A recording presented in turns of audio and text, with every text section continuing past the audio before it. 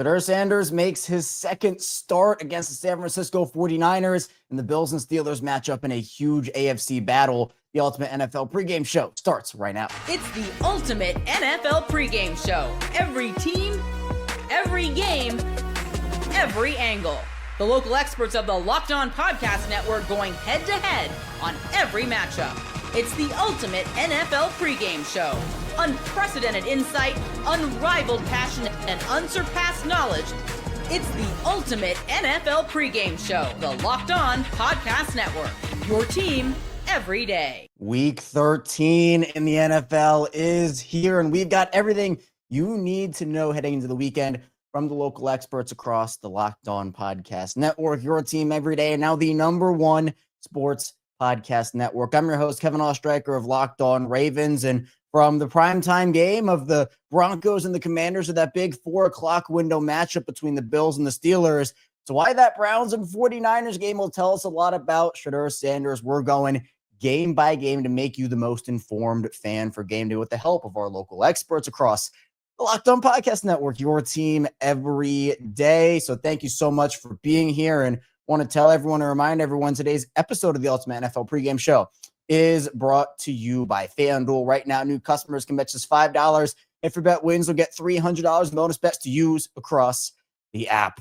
All right, let's start off with the 1 p.m. slate of games. The 49ers and the Browns. We'll start there because Shedeur Sanders, he's one of the hottest topics in football right now. The Browns coming out with a win over the Raiders last week in Shedeur's first start.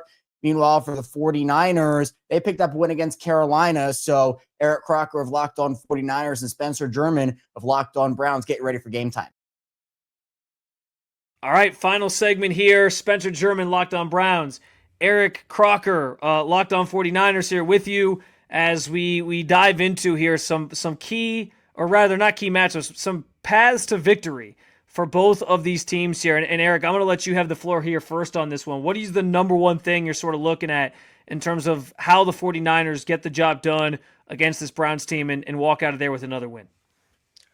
Slow down Myles Garrett. I mean, that's the big thing. Yeah. I would assume in a game like this, you have a young quarterback, Shedeur Sanders, right? I believe the 49ers will figure out a way to kind of make it to where he's not hurting you. So if that's the case, offensively, the big thing is going to be don't do anything to put yourself in a hole. And I think that starts with make sure Myles Garrett does not get to your quarterback, sack him, force fumble, put you, back you up and make it to where now you're losing the field position battle. So key to victory for the 49ers, right away, slow down Myles Garrett. Do not allow Myles Garrett to dictate the terms on how this game is going to go. A very tough feat, something that nobody's really been able to quite figure out. But the 49ers, if they want to win this game, you can't let him just be tracking down your quarterback all night. Yeah, listen, Myles has dominated a lot of this conversation. He dominates most Sundays on the field. It's a very, very fair point to feel like the 49ers or whoever the Browns are playing in any given week have to find a way to slow him down because he is one of those game wrecker, game plan wrecking type players in this league, and he'll do that if you give him the opportunity to. So certainly a good one on that side of things. For me, the first thing I'm sort of thinking about here is just keeping Shedeur Sanders clean and upright in the pocket. This 49ers team is last in the league in sacks. So, and as we talked about earlier, like they're not necessarily getting a ton of pressure on other teams. That's not their style right now, just without without Nick Bosa out there. That's just not really how they sort of play right now. So this is an opportunity for a Browns offensive line that has struggled this year to put together, I think, a pretty reasonable and solid plan and find ways to feel like they don't have to do anything necessarily extra. Like they'll kind of know what's coming and know what to expect to keep Shedeur Sanders upright. And if you do that, I think it gives him time to, as he's learning on the fly here, see certain things, navigate certain coverages, and then get the ball in the right spots. And I'm interested to see how the Browns attack this 49ers defense that, like I mentioned earlier, plays a lot of cover three. The way you sort of attack a cover three is going to be a lot of that stuff sort of short in the intermediate game over the middle, go towards the sidelines, and then once those opportunities present themselves, run some verticals. Try to sort of make that safety in the middle of the field choose between one guy or the other and see if you can take some of those deep shots. That's what made Shedeur sort of earn this second start, was his ability to push the ball down the field, which is something the Browns offense hasn't done much this year. And I think if he can find some space in some places to do that, then he'll continue to sort of be the starting quarterback for this football team. But it all starts up front with them keeping Shedeur Sanders clean. They got to give him opportunities to make plays in the passing game, against the 49ers defense that has at times given up some bigger pass plays this year. Yeah, they definitely have. I think another key to victory for the 49ers is get to Shedeur Sanders. Like, that's a big thing. The 49ers, they have struggled big time with getting any type of pass rush.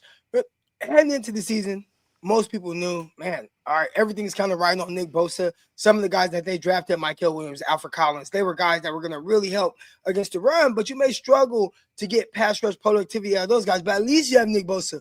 Well, not only have you lost Nick Bosa, I feel like you've lost everybody else. And they traded for a defensive end to try to come in and help, but they haven't really gotten much of a pass rush from there. So they're going to have to figure it out in this game. And we talked about it a little bit earlier. You got to figure out a way to get this young guy uncomfortable, hold on to the ball a little bit longer than expected, maybe do some twists or some stunts up front, but they're going to have to figure out how to get pressure on them. Because if they don't, there's been times, even Jacoby Brissett, now some of it might have been garbage time, but he completed 47 passes against the 49ers.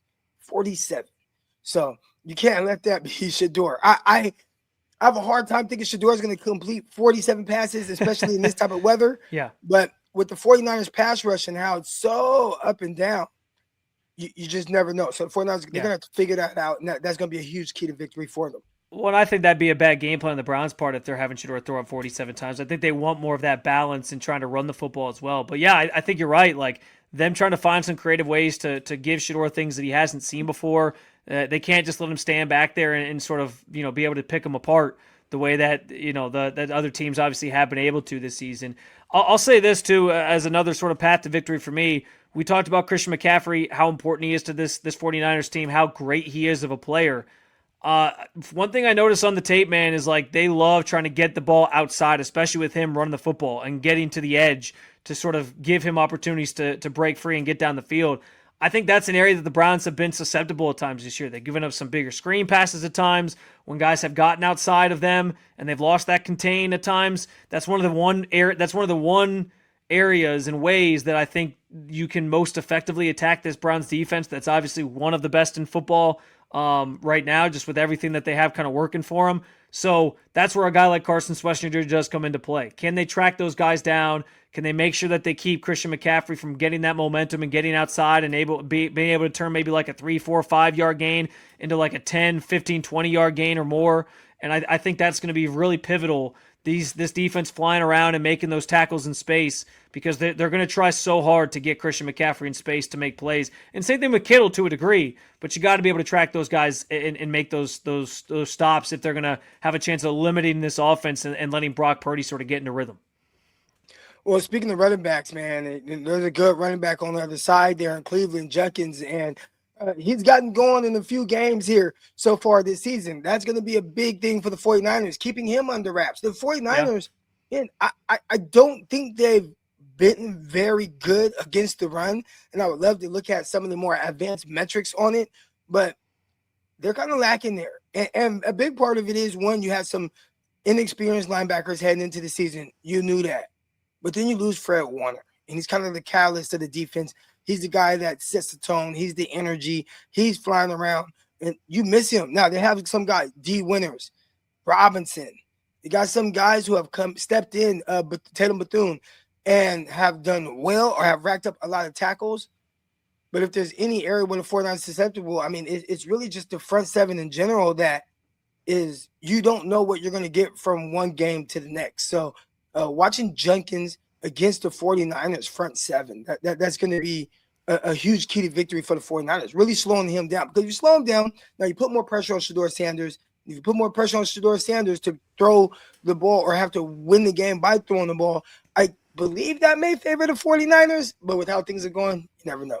I think that is probably fair, and I'm glad you bring up Judkins because, as I said, I think this Browns team is going to want balance on Sunday offensively, especially if the weather forecast holds up to what it's looking like it's going to be. They don't want Shedeur to have to drop back 40, 50 times and throw the football. They'd like to be able to run the football. And honestly, the run game has been hard to come by in recent weeks for them.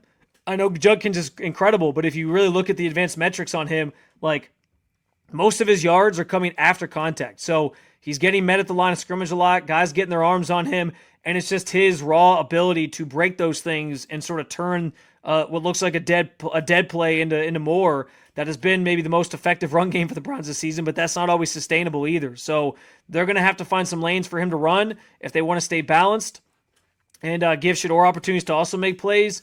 And that might be easier said than done with this offensive line that's been blocking in front of those guys all year. So we'll see. But it's another really good point by you because I do think the Browns are going to want to get Quinshon Judkins going. Eric, any final thoughts on this matchup here before we get out of here? I like to save my predictions for Friday, but any final thoughts that you got on the Browns and 49ers matchup coming on down the pike here? I mean, I think the biggest thing, man, is just hopefully the inclement weather isn't too terrible come Sunday. 49ers are playing early. You know, California time, that's a 10 a.m. start time. So the 49ers got to wake up, got to get going, got to get those juices flowing a little bit earlier. Kind of, it's going to be a little cold, a little wet, a little windy out there, but you got to be able to play through some elements. So I'm curious to see how the 49ers do.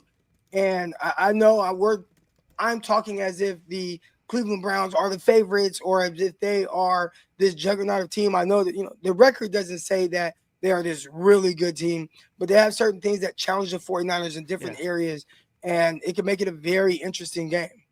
Well, I've gone into pretty much every matchup feeling like there's instances where the Browns have they have one unit that's better than like anybody else in football almost, and that's their defense. And when you have that type of level of a defense and one side of the ball, it can be fluky even though the 49ers are favored. And I remind people, the 49ers were favored a couple years ago in 2023 when they came to Cleveland in October and had that inclement weather that was kind of a factor a little bit. And somehow the Browns got out of there 19-17 with a win on a last-minute field goal with P.J. Walker, a quarterback of all people. So crazier things have happened in Cleveland between these two teams.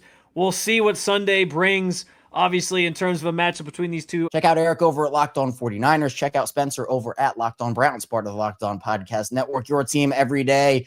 The AFC South, really intriguing right now. The Texans and Colts will match up. Well, that's where we go next. The Colts are faltering a little bit. Meanwhile, some of the other teams in the division are starting to string together some good performances. So John Hickman of Locked On Texans and Zach Hicks of Locked On Colts talk about which team will come out on top and why. All right, Locked On Everydayers, we are back for a final time talking about our keys to victory in this game. I'm Zach Hicks of Locked On Colts, joined by John Hickman of Locked On Texans. And John, again, I will throw it up to you. What are your keys to victory for the Houston Texans in this big AFC South matchup? Red zone offense got to be good, man. Yeah. Got to be good. Whether it's Davis Mills, whether it's C.J. Stroud, it has to be good. And I'm going to put – see, I know we've highlighted the Indies offense versus the Texans defense, and that boils down to two names that since they both arrived in this conference division, we talked about them a lot, Shane Steichen and D'Amico Ryans, but Nick Caley has to be good. He cannot play scared. He can't coach scared. He can't get to the second half and become complacent in his play calling. He has to come out in the first quarter, in the third quarter, where they have only scored, I think, an average of 3.4 points per game this year in those quarters. You got to come out and play like the playoffs, play like your life is depending on it. So because of that and some of the offensive inefficiencies, you get a quarterback and C.J. Stroud back, maybe that changes your approach. Maybe you have the faith in him to do more than what you were asking out of Davis Mills-led offense. But that's the key to victory to me, man. Just being as aggressive as this defense has been all year.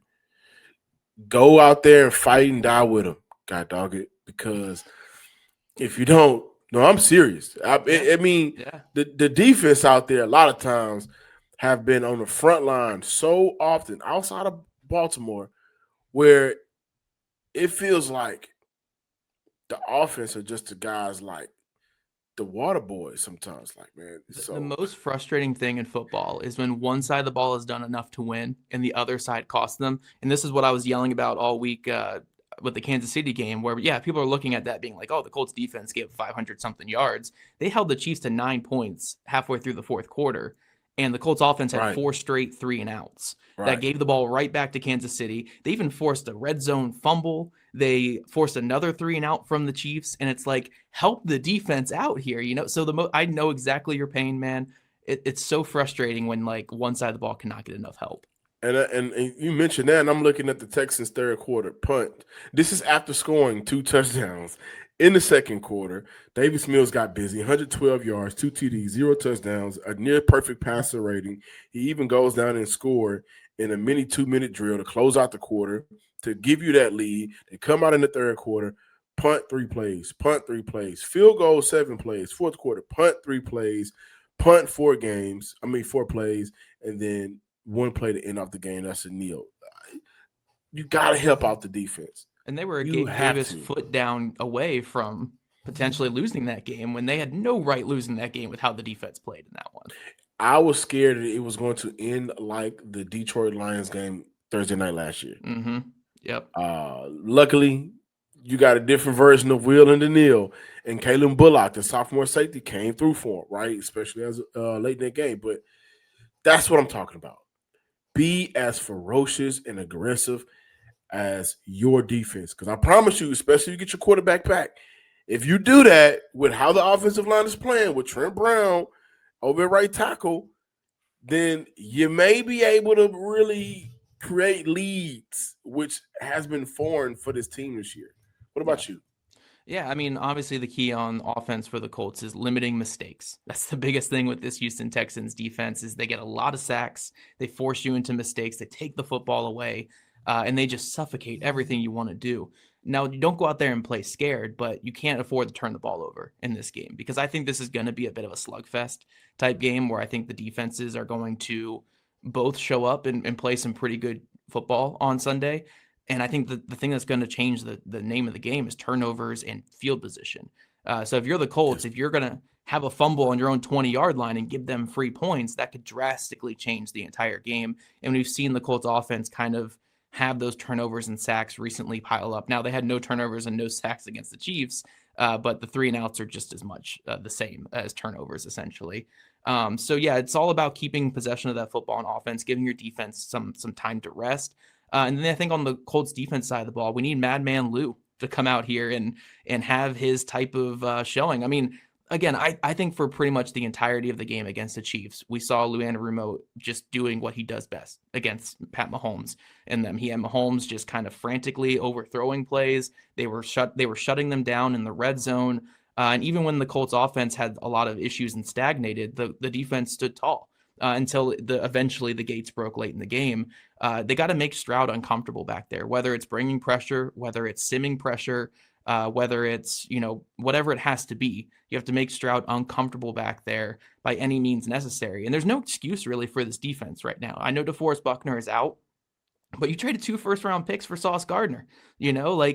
There's no excuse. You have to have the performance now to match what these other teams can do. I'm not saying you have to be as good as the Houston Texans defense, but I mean, the resources put into this defense this offseason, there's no excuse for them not to be able to go toe to toe with a team like this. So for the Colts offense, keep control of the ball, move the ball forward, lean on Jonathan Taylor, your MVP candidate running back. And on defense, we got to get into our bag a little bit. We got to find ways to pressure Stroud and take the football away because in a game where, again, I think this is going to be like a low 20s for both teams type of game, taking that football away is going to be vital in this for field position and getting points on the board. So we need Lou Anarumo to create that pressure, create some cracks, get that football out of Stroud's hand, and go from there. You mentioned field position, and if I'm reading this correctly, let me know. The Colts are the number 1 kickoff return team in the NFL. Yeah. As of late, and special teams altogether, but as of late, the Houston Texans special teams have been having breakdowns and return yards allowed. So, again, we talk about the small details in this battle in the war of the AFC South, that matters. Just being a better special team unit. Don't allow them to start at the 30. Don't allow them to get good field position on some of these returns. By the way, I was critical of the NFL changes to the return game. I am no longer critical of it. It has helped the return game a lot. So shout out to Indy. No dueling in this game, and you look at his ability to create some of these bigger moments for Indy, whether it's offensively or maybe special teams, but they got to be better, and I think that's also a call to action. Yeah, no, the Colts are, I think, arguably the best special teams team in football this year. They're number 1 in return yardage. They're creeping up there into the top 10, I think, in return yardage allowed. Punt game is probably the best punt game in football. They didn't get a lot of practice early in the year with it, but now they are able to cover a lot of punts exceptionally well. Rigo's up there in net yardage as a punter. And even Michael Badgley's had some extra point issues, has made a lot of his kicks as well. So the Colts special teams is big. And like, again, when we talk about like the little things that decide games like this, where you think these are pretty evenly matched teams that, you know, especially with the Texans on the road, who, even though they're on fire, home and road is a big thing in the NFL. I think something like special teams is going to be a big, big aspect in this. Not having Ashton Dulin does hurt. I'm glad we're spending time on a crossover talking about Ashton Dulin. A lot of Texans fans are probably like, who is this? But you'd be surprised. Texas fans do their homework on players. There we go. Man. Okay. I love that you guys know Ashton Dulin. That's great. Yeah, he's just a jack of all trades guy, return guy, punt gunner, got a random like 50-yard catch last week as well. So not having him is pretty big for the Colts. Yeah. I'm looking forward to the game, man. I think this will be a game. I'm gonna try to incite chaos between two fan bases on social media, by the way. But let's do it. You know, only thing come good out of Indiana is Gary, Indiana, Michael Jackson. I'm gonna try to start some mess, but I think this is gonna be a great game. I don't want to give a score prediction, but I can see it coming down to the fourth quarter. Yeah. For sure. And I've really enjoyed Steichen and D'Amico Ryan's bouts the last couple of years. And for the first time, this feels like both of these guys are like fully equipped for the fight. You know, like in the past, it's been like, you know, the first year when Ryans took over, Steichen kind of ran all over him with Gardner Minshew in that first showing, just because that defense wasn't what it was now. And then in future showings, you know, the Colts were rolling out Joe Flacco and you know, Richardson had his struggles and stuff. But now it feels like Steichen's got what he wants on offense. D'Amico's got what he wants on defense. And now we're really going to see like these two heavyweight boxers kind of go toe to toe.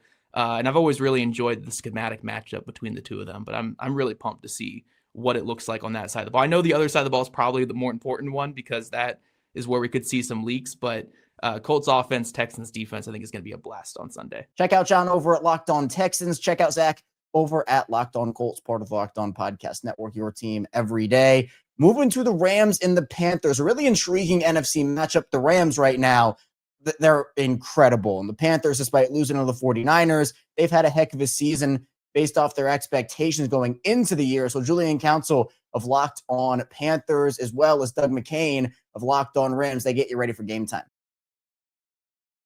Back here on Locked On Panthers and Locked On Rams. Let me go ahead and pull up FanDuel to make sure to see what the line is for this game on Sunday. I already told y'all a winner for y'all to go ahead and get that $5 bet in and win $300 in bonus bets. But looking at this game on Sunday, the Panthers are currently, oh my God, 10.5-point home dogs. Goodness. That's tough. That's how much better Vegas thinks that the Rams are. And I, being someone who covers this team on a daily basis, have not necessarily shed a lot of positivity as far as the Panthers' outlook going into this game. And my listeners know, I'm not going to lie to them. If I don't think the team's going to win a game, I don't think they're any good at something, I think they're good. I'm going to tell you, this does not appear to be the day for Carolina and just really the week for them because of the injuries that we talked about and even the way the offense looked on Monday and just how well LA's playing. But that's kind of the times in football and in the NFL in particular where something that you didn't expect happened. So how can the Rams avoid that? What are the three things that the Rams need to do on Sunday to come home with a victory yet again? I would say the first thing is you continue this trend of turning the ball over. The Rams have 4+ games in a row where they have 2 or more turnovers. That's the longest streak in the NFL. They have 20 takeaways on the season. We know Bryce Young, he can and will turn the football over. Don't let this be the game where Bryce Young has just a kind of a great, almost like late coming out party for this season against the number one team in the NFL. I think that there's this long-standing narrative about Bryce Young. Is he the guy? Isn't he the guy? Do they pick up that fifth-year option? Kind of how do fans feel about him? The last thing you want is to let a guy he was in Southern California for a while. We know him very well, to kind of have a statement game against the Rams. Force him to turn that ball over one or two times and continue this trend where they're scoring less than 20 points per game, and you are winning by a large margin on the offensive side. So really you kind of want more of the same from that. But I do want to get a quick thought on Bryce Young, because look, Alabama, the career he had, we know how much potential that he had coming out of college. I mean, just kind of what's the consensus from Panthers fans? Is he playing for his Panthers career down the stretch of this season? Do you still see glimpses of a guy who could be the guy? I mean, what's the insider's perspective on Bryce Young? Yeah, Doug, as far as the fan base, the feelings change. It seems like every week. If they win, everyone's like, all right, Bryce headed towards that extension, or the fifth-year option at least. If they lose, it's okay. Are the Panthers going to move on from Bryce Young? And just my overall position is, let's just let the next 5 weeks play out. And after that, we'll have 3 years of a sample size, 2 of those with Dave Canales. We'll have plenty to see and know about Bryce Young to make, hopefully, what should be a very easy decision. Now, in totality, obviously, it's not been good. His rookie season was FUBAR. When you look at the situation, no receivers. I mean, they traded away McCaffrey and DJ Moore so they could get to number one to get Bryce. So that put whoever's going to be the quarterback in a bad position anyways by not having 2 of those dynamic playmakers. And the offensive line was an injured disaster that year as well. And Frank Reich was calling the plays. Then it was Thomas Brown. Then it was Frank Reich. Then Thomas Brown, because Frank Reich got fired. They didn't do right by Bryce year 1. Year 2, everything was better, except Bryce came out and looked awful. But then he came back in the second half of the season, looked good. And then it's just the consistency people were hoping to see has not happened this year, outside of just the fact that the passing game has not been really even average since he's been the quarterback in Carolina. Is that the play caller, Dave Canales? Is that the weapons around him? Those are questions that we ask ourselves on a weekly basis here. And what has me exhausted and nearly crashing out on the show on Wednesday, because I'm just so over the conversation about whether Bryce is the right guy or not. I'm not throwing shit at you at all. It's just, I don't know. We'll find out. If they find a way to the playoffs, which they're not going to make the playoffs unless Bryce plays really well in these final 5 games, when you have the Rams this Sunday, you have Seattle at home, you have 2 games against Tampa, and a Saints team you already lost to. He's going to have to play really well. So if you get to the playoffs, I'm guessing the quarterback played well. So, yeah, he's going to come back next year, and you probably give him the 5th-year option. If you miss it, which I think is the likeliest option to happen, it depends on how he looks. So, I don't know. We'll find out. But from a talent perspective, like, his flashes are still there. I mean, it feels like the way, he can spin it, looks pretty when he's on. How much of it do you think there's a change of scenery? Is it dysfunctional from within? Or do you think that, no, this is a guy that's got so many opportunities, he needs to take advantage as far as where he's at this part of his career? Yeah, I feel like you should throw out his rookie season and look at last year's year 1 and this year is year 2. The problem is contractually, that's not really how it works out. And they have a big decision to make with the 5th-year option. And you see how things worked out after Sam Darnold left here and after Baker Mayfield left here. And for Carolina's organization, they can't live in fear of, Bryce goes to greener pastures and it works out. Sam wasn't in a good situation. Neither was Baker when they were here in Carolina. Bryce this year and last year has been in a much better situation than either one of those guys played in, I believe, when they were in Carolina. Maybe it could have worked out had Sam ended up not getting injured in that preseason game and had won the quarterback battle. Maybe that's the great what if for Carolina. So I see the talent. There's no way you can throw for 448 yards in an NFL game and not have the goods to be a solid quarterback in this league. It just hasn't happened. And aside from that, there's the game against Atlanta at the end of last season. There's a game against the Packers his rookie year. Those are like the 3 games you look at. It's like, man, this guy can be really good. But every other game outside of that, it's like, ugh. But then he has 10 game-winning drives since he entered the league, which is more than any other quarterback. So it's just, it's confounding. I don't know. He's one of the most enigmatic quarterbacks I've ever had to cover and talk about. So I think the talent's there. I just don't know what it is. I'm kind of leaning it's the coach and play caller that's kind of holding him back. I'm also leaning maybe the youth at receiver is playing a factor in it as well. I don't have an answer, and I wish I had an answer. And they got to figure it out for me as well. Look, the NFC South is bad. There's no doubt about it. But despite that loss of the 49ers, you're just a game behind the NFC South. You're sitting at 6-6. 6 wins is the most for the Panthers since they went 7-10 in 2022. Progress is progress. I mean, progress is progress. I know it's been a bad schedule, but I mean, to answer your question about the number one key in this one is if the Rams if the Rams can probably play their B- game based on how they played in the last 6 weeks and win this one. They probably can on all facets of the game. Ideally, you go in there and you're crisp, you're aggressive, you're intentional on both sides of the football, and things continue like they have. But it would really take a Kyron Williams fumble, right? A Stafford interception on their end of the field, and things got to get kind of weird for them to lose this football game based on how they've been playing of late. But look, this is the NFL. Anything can happen. I think the number one key for the Rams is you don't turn the football over, and you have a good chance of stopping and winning that turnover margin against Bryce Young and the Panthers. You end up winning this football game. Will it be a 30-plus point game? Are you looking 31-10, something like that? That's in the cards. But I also could see something a little weird where it's like a 28-20 game or something in that realm.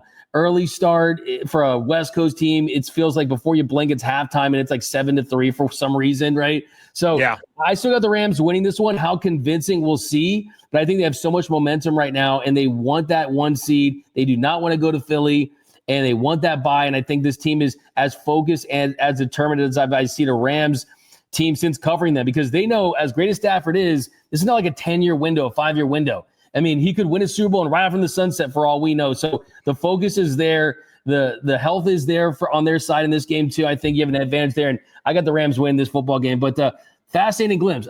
For some reason, I just live for like the top quarterbacks and like how the fan base feels about them. Bryce Young is always going to be this fascinating case because naturally you don't get your quarterbacks in free agency. You rarely get them via trade like the Rams were able to do. If there's any chance he could be the guy, you want to sign that extension like you said. But hey, hopefully this is not the game where Panthers fans do a complete 180 and go buy Bryce Young jerseys if you haven't. So hopefully they can maybe make him feel that maybe they don't want to have him back, but we'll see.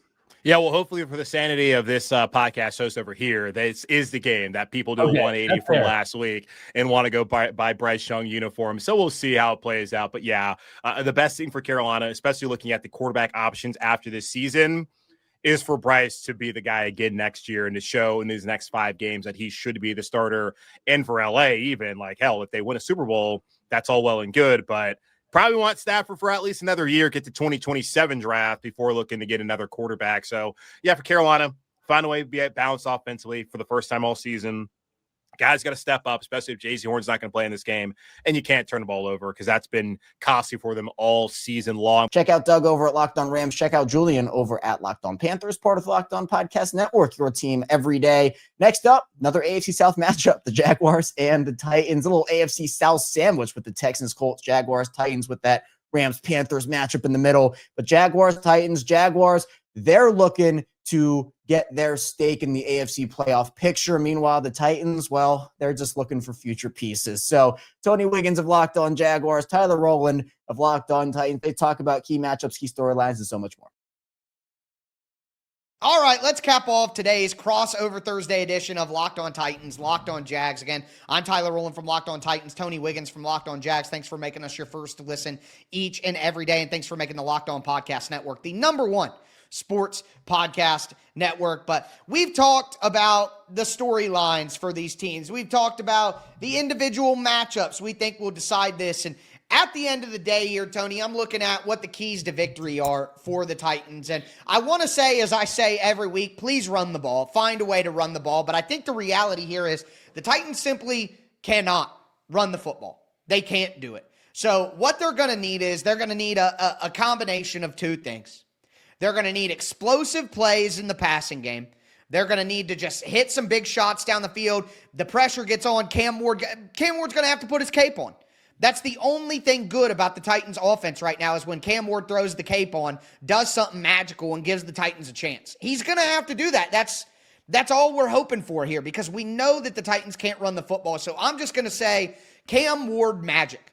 Like you said, some weird stuff's happened to Jacksonville's defense. I need more weird. I need a DB falls down, two Jacksonville defenders run into each other and leave a guy wide open for a touchdown. I need, a guy has a Cam Ward dead to rights in the backfield and he shakes him off, runs out and throws it 20 yards downfield on a critical 3rd and long. Like that's the type of stuff that I need to happen. I need the Titans quarterback to be awesome and I need the Jacksonville Jaguars quarterback to be bad because one thing we know about Trevor Lawrence is he will turn over the ball. He will. He's had the majority of his interceptions this year have come when they're leading the game. So, like, whether they're coming from behind, whether they're leading, Trevor is so confusing to me because he's got so much talent. And I've always liked Trevor Lawrence. I've been a defender of Trevor Lawrence. Like, I believe in his talent. But he just makes some bad decisions sometimes. It's just confusing to me. And he's capable of it at any turn. So, the reality is, the Titans need their quarterback to be awesome, and they need Trevor to mess up some. That's the only hope that the Titans have to win this game. But sadly, I'm here to report, I think that might happen, and it will cost the Titans dearly if they win this game. But I think it's going to be really close. Well, look, most of the Jaguars games are close, and so some of those things that you hope to happen, like you have a quarterback dead to right and you miss him, and then he throws the ball down. That actually happened with Jacoby Brissett last week, and getting a busted play where you have two safeties and they get split wide open and some backup wide receiver I never heard of in my life runs a slant and goes for 50. That happened last week too. So here's the thing. You guys struggle on the offensive line, right? So does the Bengals. The Jaguars lost to the Bengals. They were winning the game when Joe Burrow got hurt. They were the team that actually hurt Joe Burrow. He hurt his toe in the Jaguars game, and the Jaguars were actually winning. Jake Browning comes in, guess what? They lost. Jake Browning has beaten them before. The Jaguars lost to Davis Mills. When they gave up those 19 points in the 4th quarter, that's who it was to. They played Jacoby Brissett, had the lead, ended up in overtime, and the game ended with Arizona in the red zone. If they'd have scored a touchdown, they would have probably gone for 2 because they ain't got nothing to lose. They also played against the Raiders. Every single team I just mentioned has a terrible offensive line. And the Raiders were on the 10-yard line on 4th and goal, and Devon Hamilton dropped back into coverage and knocked the ball down, and the wide receiver was by himself in the back of the end zone. Wide open. So my thing is everything that ails you guys, we've seen it before and came in and just did not play well. But here's the thing about it. We didn't lose all those games. They beat Vegas. They beat Arizona. And the thing about these cats, they will find a way, man, to scratch and claw themselves back into a game. Trevor Lawrence had 3 interceptions and 1 fumble that was kind of like an interception because it never hit the ground. That was returned for a pick 6. At the end of the Houston game, had another one, fumbled, returned for a pick 6. That was the margin of victory that made that game look so bad. So you're going to get the full Jacksonville Jaguars experience now. I just hope they just get on a plane in Nashville. What's the name of that airport? What's the initials is BNA, right? BNA. Yeah, that's right. That's right. I hope they be in there on that plane 8-4. That's what I hope that happens at the end of this game is what's happened all year. Like I say, find out who you are and play to that standard each and every week, and I think they'll be fine. Yeah, I think if the thing is the path that you just laid out there, if Jacksonville plays down to Tennessee and doesn't take advantage of some areas of opportunity that they have, and the game is close late, that opens the opportunity for a special Cam Ward play to change things, or a bad Trevor Lawrence play to change things. But if Jacksonville commits to running the football in this game, I don't think the Titans are going to be able to stop them from running the football consistently all game long. So the run game, the turnovers, Cam Ward being special, that's really what the keys to victory are for the Titans. And obviously Jacksonville needs to run the football, get pressure on Cam, and just play the way that you're capable of playing. Don't play down to the competition. It's that simple. Tony, I did want to throw this on you and just get your take on this, something that I've been talking about on Locked On NFL. I had Jacksonville winning this division before the year, and I think that they're in a great position to continue to do that. The Colts play Houston, who's playing really good football right now. They go to Jacksonville, which we know the Colts have always had historic struggles with Jacksonville in Jacksonville. Then they got to go on the road at Seattle against San Francisco in prime time on Monday Night Football. Then short week, they play Jacksonville again, and they finish with Houston, who will be fighting for their lives. Am I crazy to think that the Colts could lose 4 of their last 6 games and Jacksonville could catch them? They could not make the playoffs. We're only 1 game behind. So I we would can love control that with 2 games left. All right. And we split with Houston. The key for us, we got to beat the Titans both times. And then I do believe that there's a chance that the Colts won't even make the playoffs, because I actually picked the Colts to finish dead last because I didn't trust their quarterback situation. I picked the Titans to finish 3rd, man. And you picked the Jaguars to finish 1st. Yes. As much as it pains me to say this, you're probably going to end up being more right than I am. But you're right. For Indy, man, it all comes down to it. Tyler, I've never, ever, ever seen a conference have this many teams bottlenecked up that all have to play a tough schedule. And I'm thinking the magic number for Jacksonville is to get to 11. They got 6 games to go. Go 4-2. They still got Denver. That's a very, very tough game. But man, if they get hot and they can win at least 4 of these games, I think they're gonna win the division. And then the Colts and the Texans will probably be playing to see who goes to the playoffs. One team goes to playoffs, the other team goes home. I think 4-2 makes a ton of sense. The problem is where that other loss comes, because at Denver is going to be a tough game. I think that's going to be a tough game for sure. I could see them losing that, but they play the Titans twice. They play the Jets. You shouldn't lose any of those games. And then 2 games against the Colts. Need to sweep those. I mean, Jacksonville, they got a chance. They got. Need I say 12-5? Ooh, I'm just saying they always had and let me use this as a beacon of hope to Titans fans. Jacksonville last year, terrible, right? Top 5 pick, they were 4-13 last year. You have a team with some talent. You get the right head coach in there to kind of do things differently, and your team can be much more competitive right away. So just keep that in your cap. I had faith. I thought Jacksonville's roster had some talent, and they just needed a better coach. And honestly, I think it's played out exactly like that. They did. And if I'd have told you they'd be 7-4 with a minimum impact because of injury to Brian Thomas Jr., Trayvon Walker, and Travis Hunter, you'd be like, and I mentioned Jordan Lewis, you'd be like, man, you're crazy. So that's why this is all crazy. But Liam Cohen is the real deal. Speaking of coaches, now I got to be petty. How about that dude in New England? My bad, dog. I told you. I don't Oh, man. It's supposed to be Thanksgiving. We're breaking bread.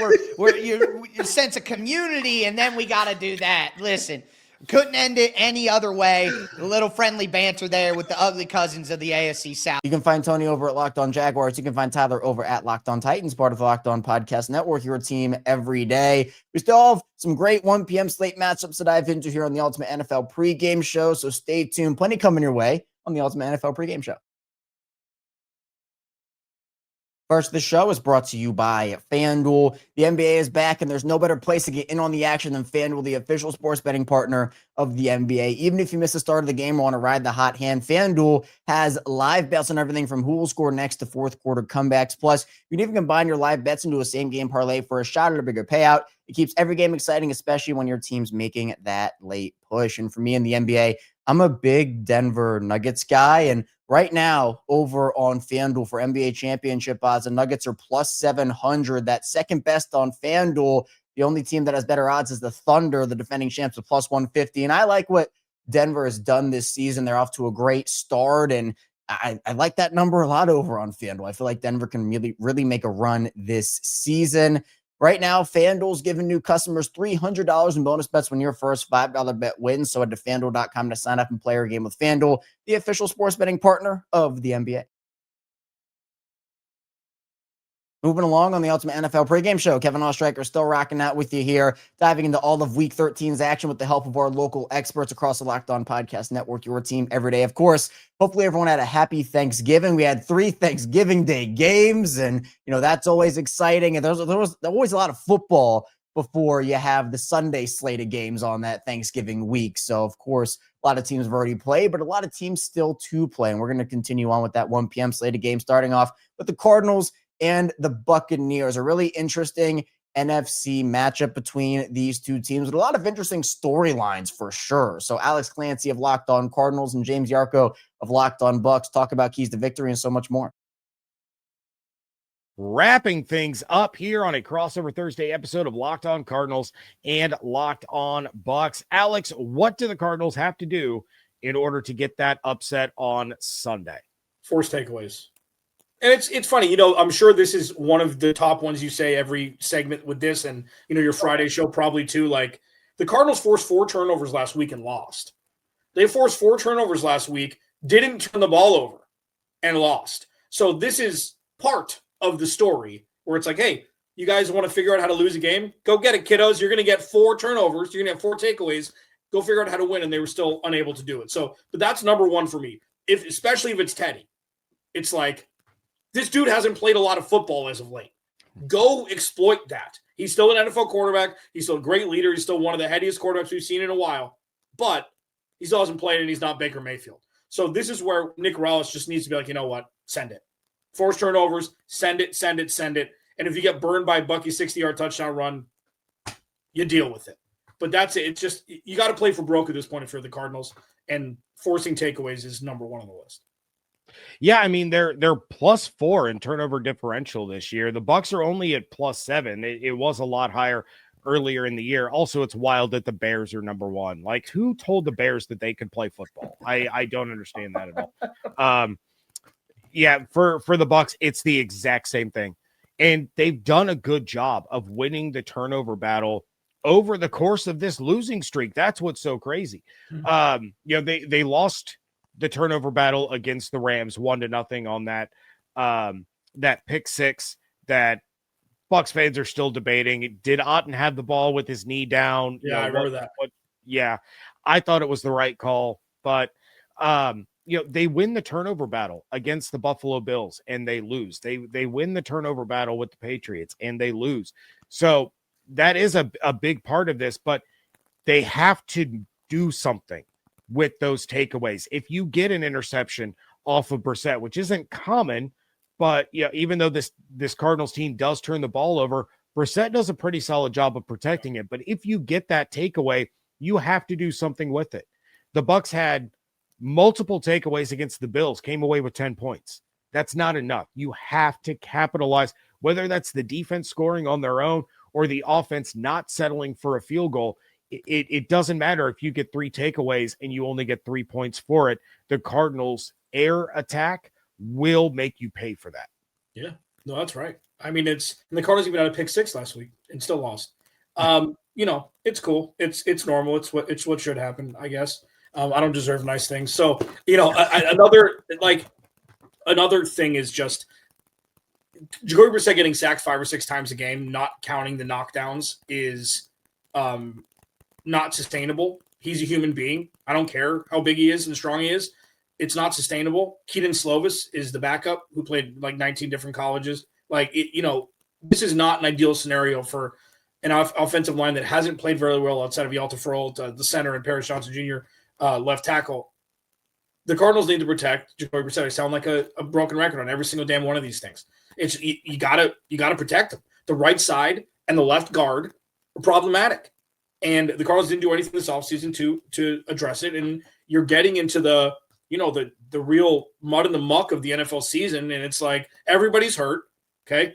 And you just got to do the best with what you got. And that's it. I mean, it's protect Jacoby Brissett and takeaways. That's what this has been for me. Every segment we've done this. And the Cardinals have done okay with both, but the offensive line is starting to wane. Yeah, and I'm with you. I've been a broken record. Win the turnover battle, win the time of possession. Mm-hmm. But there's a reason that we say those things, right? It's because that's what is tried and true. That is what wins football games. So I'll try to veer off course just a little bit and say the other way that the Bucs are going to win this game is you have to be opportune. You have to pick your spot, right? Again, we're going off of the thought process that Teddy is going to get the start. So it's going to be a run-heavy attack. That this Cardinals defense will turn you over. They will take this ball away. That doesn't mean that there won't be opportunities. If you are going to dial something up, I mean one, maybe two plays in this game, dial one up for Ibuka, dial one up for Tez Johnson, but in order for it to work, you have to be effective in the run game. But there will be a chance to push the ball down the field, to take that deep shot, to try to get that big-time explosive touchdown. You have to have enough confidence to pull the trigger. And I'm not sure that this team has much confidence in themselves right now. So they need to get over that. They need to put that off to the side. Last week was last week. The Bills game was whatever. The Patriots game was whatever. You only have to worry about this Sunday. Find your spot. Pick your spot. That's the chess game that we're going to have to see Grizz play, because I think that could be the spark that the Bucs need moving forward. Yeah. I mean, it's crazy going into the season. We've both checkmarked this as like a potential playoff preview, and things have obviously not gone well of late for the Bucs and, pretty much since my birthday in September for the Cardinals. Yeah, I mean, listen, like taking shots is something the Cardinals have to do, and they do. Think of it as like they're running a 2-minute drill offense the entire game. So it's super fun to watch. Like aesthetically, it's like they're going to throw the ball. They're excellent. This is crazy. And watch out for this. Bucs fans, they're excellent on third, and they shouldn't convert it long. Like it's the weirdest. Terrible at those. 3rd and 11, 3rd and 15, 16. It's a sweet spot for Jacoby Brissett. It's banana. It's bonkers. Like the amount, it's Michael Wilson's contested catches. It's throwing the ball 3-4 yards short of the sticks of Trey McBride and him just bull rushing to the first down marker. Like, it's crazy. It's like 3rd and 15. All right, dial it up. Come on. But yeah, I mean, by and large, this is going to be a weird Madden on easy offense to watch. And it's not aesthetically pleasing all the time, but that's just what the Cardinals need to do to survive because they're unable to run the ball. If Trey Benson comes back, we're having a different conversation. I just don't know if that's going to happen. So in Jacoby, you trust, and you got to throw it as many times to get the ball down the field and score touchdowns. That's the other thing. They got to score touchdowns more effectively than they are now. That's probably the third one. Kyler Murray was better than that around 10. Jacoby Brissett, not so much. They've been kicking more field goals, but I trust Jacoby implicitly, which is a trip to think at this point this season. One team wants this to be a shootout. The other one wants to drag it out and have this game finish 13-6. We're going to have to see how this all shakes out. And yeah, I don't have the numbers in front of me. I'll have to look it up for my final episode this week. The Bucs are not good defensively in 3rd and long. I think Stafford converted 3 or 4 that were 3rd and 8 or longer on Sunday night. So, you just caused Bucs fans to start twitching and maybe taste their Thanksgiving dinner a second time. You can find James over at Locked On Bucs. You can find Alex over at Locked On Cardinals, part of the Locked On Podcast Network, your team every day. Next up, the Falcons and the Jets, two teams that are, they need some future to look forward to here, obviously, with these two teams. It's been rough this season for them. We'll see for the Falcons. Is there a coaching change coming for the Jets? How many future pieces are on the roster? So Aaron Freeman, Locked On Falcons, and John Butchko of Locked On Jets talk about key storylines and what there is to look forward to in this game. Very happy Thanksgiving to Jets fans and Falcons fans. And thank you for making Locked On Jets and Locked On Falcons your first listen every day. And thank you for making Locked On the #1 sports podcast network. I'm John Butchko, the host of Locked On Jets, alongside Aaron Freeman, the host of Locked On Falcons, getting you ready for this weekend's game between the Jets and the Falcons Sunday at MetLife Stadium. Aaron, Falcons are having a disappointing season, so are the Jets. If the Falcons are going to win this game, what's one thing you think needs to happen? I think everything they do is predicated off of their ability to get off to a fast start. It has been a running gag on Locked On Falcons that basically you watch the first 2 offensive series to know if the Falcons are going to play well today. If they are able to move the ball and score on either one of their first 2 offensive series, it's like, okay, they'll be in this game. If they don't, then it's like, oh, well, better pack it up, go rake some leaves, go make the pie, get some leftovers or whatever, go check out. You got better things to do this Sunday with the Atlanta Falcons. And, they built their defense to play with a lead.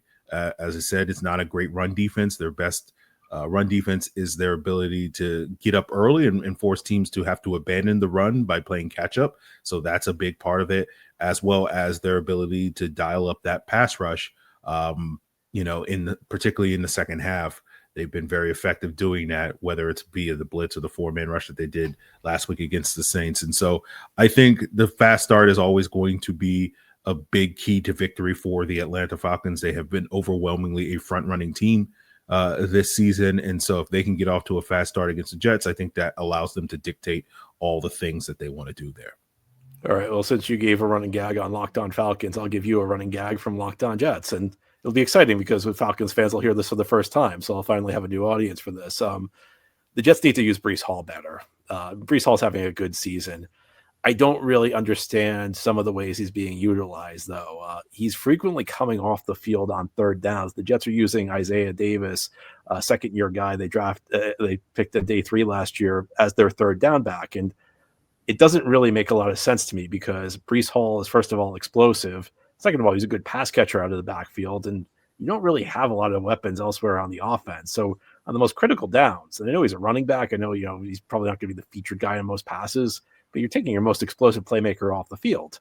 And what Breece Hall struggles with sometimes are running between the tackles. So if you want to give Breece Hall a rest, it should happen on the early downs when you're trying to run a more physical run game. It shouldn't be on the money downs where he's your best player and where it fits his strengths. And Isaiah Davis is also a bigger, more suited to be a power guy who's more suited to be a power back. So I don't really understand the way the Jets are dividing the snaps between Davis and Hall right now. I think that both players could be utilized better if Davis saw the field on more early snaps and Hall was on the field on third down. And this also speaks to Jets not really utilizing Hall's abilities as a receiver enough. They finally started throwing him the ball last week in the fourth quarter after they were behind.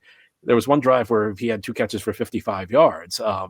And this comes after weeks where he's kind of been an afterthought in the passing game. So I think the Jets just have to use Breece Hall in a way that maximizes his skills better.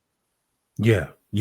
Like I said, he's the one guy that, like, if he could go off, is the thing that can potentially win the Jets this game, in my humble opinion. So I think we'll see if the Jets can do a better job, but it will be, from the Falcons' perspective, their focus should be on trying to limit him as much as possible. The other thing I'll point out, turnovers are always key with the Atlanta Falcons. In the Raheem Morris era, they are 9-2 when they have a positive turnover margin, so they get more takeaways and giveaways.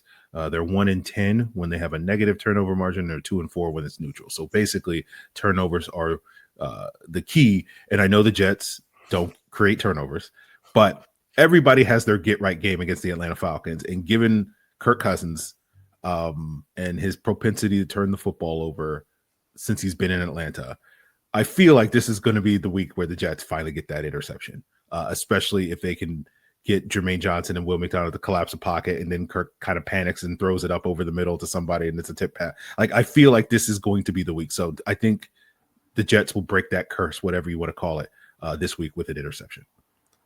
I don't think it's possible to put it more diplomatically. The Jets struggles getting turnovers than you just did.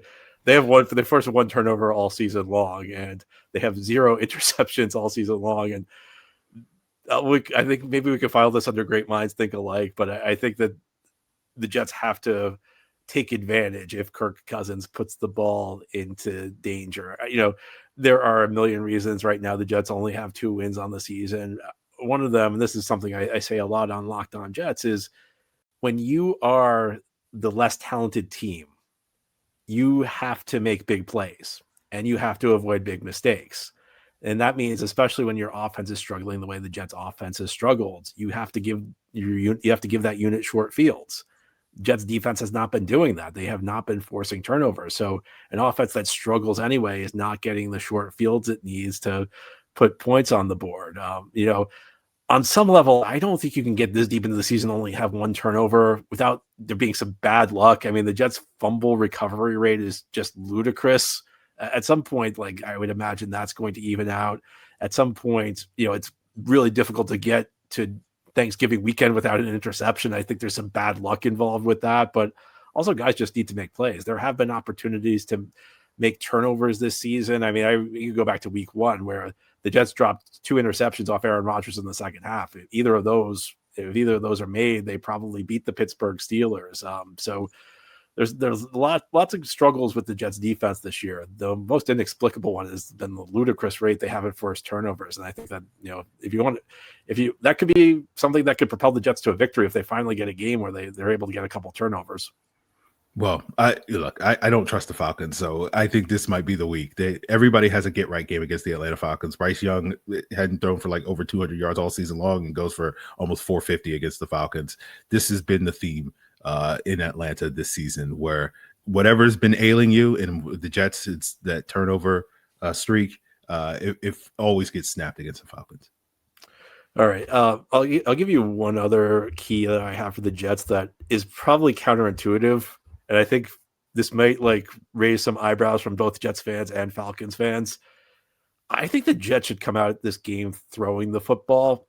And you might look at the Jets passing game versus having Breece Hall to hand to. You might look at the Falcons defense, which I believe has been better against the pass than the run this year. But last week, the Jets came out and ran the ball heavily early against the Baltimore Ravens.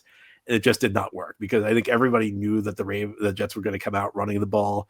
The Ravens were selling out against the run. And I think that to be able to establish the run, first you have to put the threat of the pass out there. And I think one thing the Jets have struggled with this year is when your passing game's struggling, it's very easy to get caught in the trap where we have to run the ball the whole time. Really, the only way to get your offense going is to start throwing on rundowns, because it's easier to throw the ball when the other team's expecting to run. Now, do the Jets have the pieces to throw the ball effectively? I'm not entirely sure.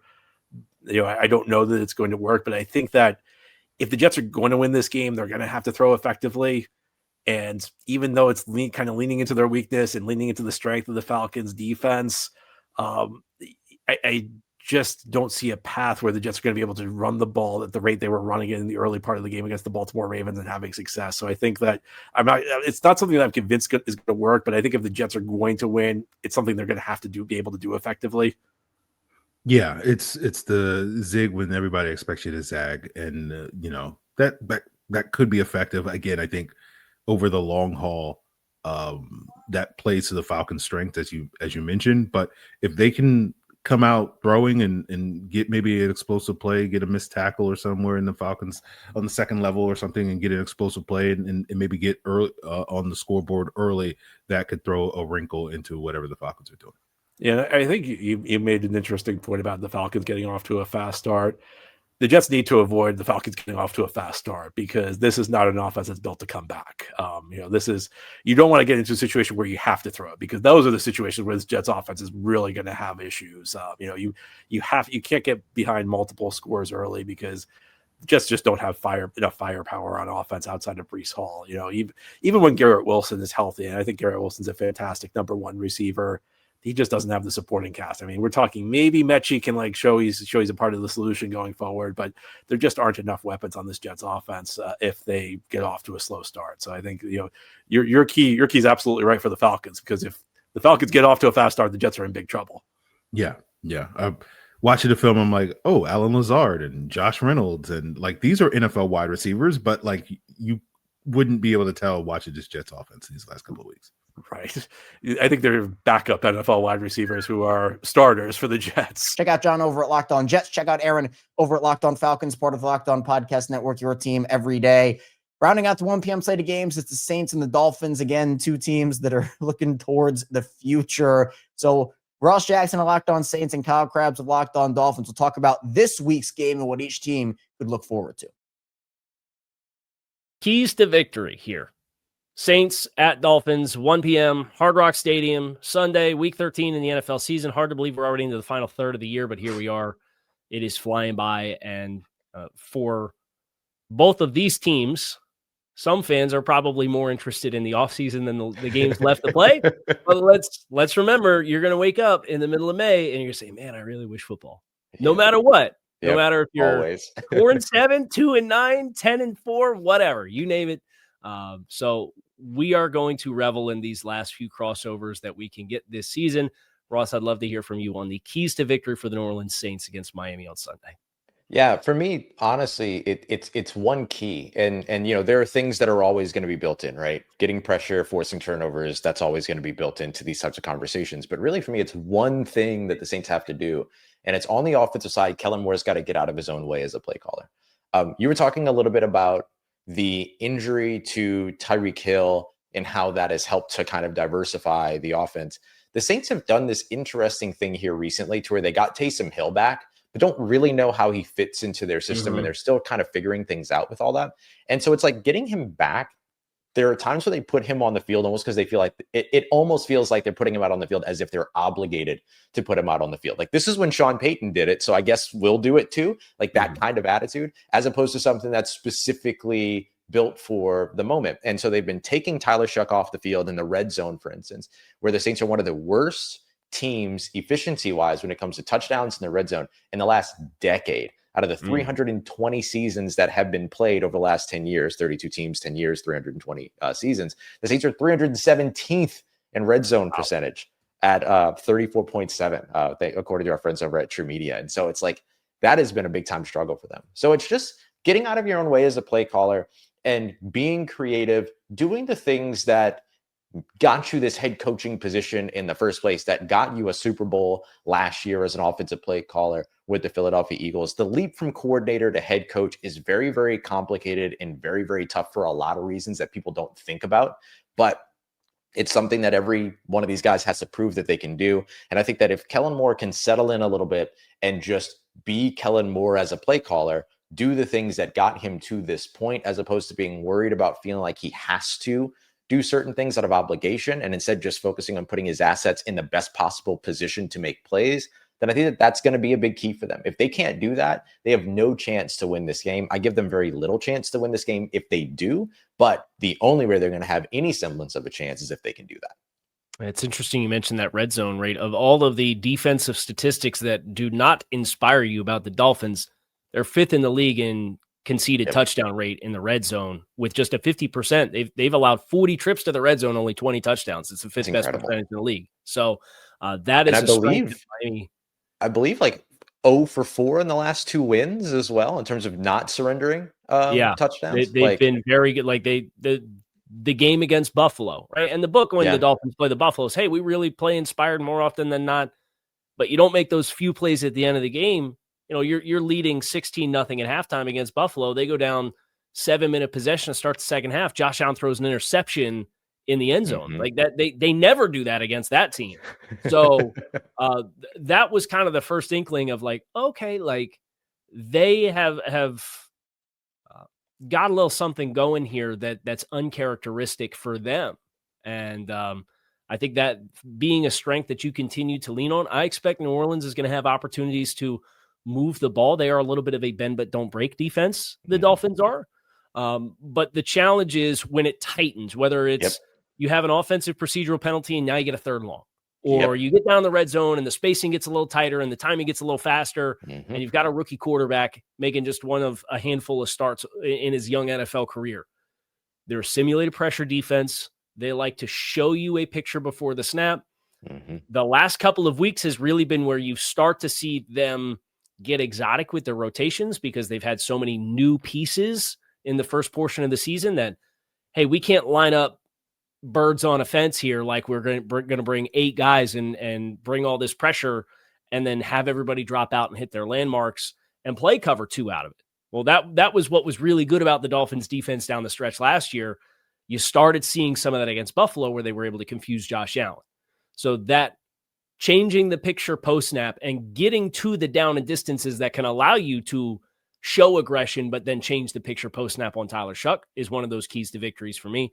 Yeah. And then offensively, it's just minimize the high stress reps for Tua Tagovailoa. And they've leaned more into the screen game.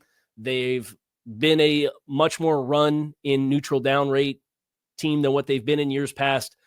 Tua's had a little bit of a regression as far as some of the decision making, as far as the accuracy is not always there. The footwork feels like it's a little bit off at times this season.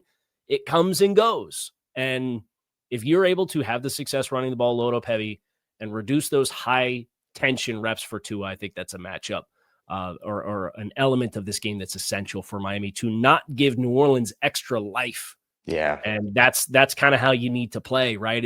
Let's not do anything that's going to make life easier for New Orleans, and let's try to be methodical with how we play. Yeah. The Saints are a low pressure defense, although they've gotten better since Chase Young has come back, and he's been excellent since their return. The key is, though, that when they get pressure, unlike last year, when they get pressure, they are getting to the quarterback in time, and they are getting those sacks. And so Miami as a team that's done a pretty good job from a pressure rate perspective, according to True Media, of keeping pressure off of Tua Tagovailoa. It's not just going to be about keeping the pressure off because the pressure might, cause some rush processes and things like that, or fudge up some of the timing on plays. They tend to get to the quarterback when they get that pressure. So it makes it even more important, even up against a low pressure defense, to keep that pressure off. And Miami has significantly the last month reduced the average time to throw. They were uncharacteristically at 2.55, 2.6 seconds when there was a whole season in 23 where I think Tua averaged 2.28 seconds time to throw across insane. Like 600 dropbacks. That's incredible. Now, so what they've done is that they've started to manufacture more of the quick timing, quick hitters to the perimeter, middle screen, tight end delay type stuff. That they've brought a lot of that out. But his sack rate is higher at almost 6.5% than what it's been in any year he's played in the NFL since his rookie season in 2020. So even despite kind of the increased or the decreased pitch clock, if you will, they are conceding sacks at a higher rate than what they have historically for Tua Tagovailoa. So that can potentially be something that can swing the tide. We just about out of time, but would love to get a formal prediction out into the ethos for each one of us. So Ross, your final prediction and any final thoughts you have for this game in week 13. Yeah, I'll keep it quick. I think that this is the Dolphins game at home, 27-17. I hope the Saints very much enjoy their trip to South Florida and that it's a good trip for them. But I don't think that the game's going to be great for them. But I do think that there's an opportunity here, even in a loss, to at least generate some progress in terms of your offense, in terms of your own quarterback, all those other things. So the win for New Orleans doesn't come on the scoreboard, but it can come a little bit through what you still see in terms of the progress on the field. And of course, nothing wrong with protecting your draft position either. So I think that they're in a good space there. There you go. I see this game similarly to you. I'm a little leery about a young team coming off a bye week where I could maybe see this team starting flat. I think that's going to be a major test for them. I think it'll be a little closer than you do. I have 24-16 as the final score in this game. I think Miami, they'll allow New Orleans to kind of move the ball, but maybe bow up in the red zone, force a few field goals in those situations. And that can potentially be the deciding factor here. You can find Kyle over at Locked On Dolphins. You can find Ross over at Locked On Saints, part of the Locked On Podcast Network, your team every day. That'll do it for the 1 p.m. slate of games, but will not do it for us on the Ultimate NFL pregame shows. We have some great 4 p.m. window games to dive into. Stay tuned. Plenty coming away in the Ultimate NFL pregame show.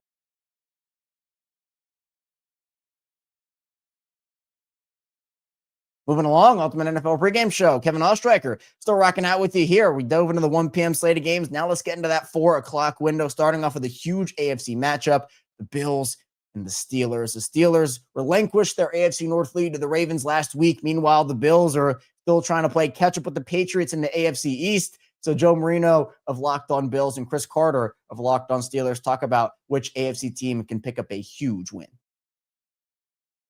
Back here on Crossover Thursday here on the Locked On Podcast Network, Chris Carter, Joe Marino of Locked On Steelers and Locked On Bills. Joe, when I looked at the numbers, I was kind of shocked to see that the Bills were so low in run defense. I knew that they weren't like a lead or anything, or they're that good. I thought middle of the road, but geez, I saw that. What has been the Bills' problem stopping the run this year? Boy, they're not very good at it. Let's just acknowledge that. They are not very firm up front with their defensive tackles. It's a group that gets worked off the ball.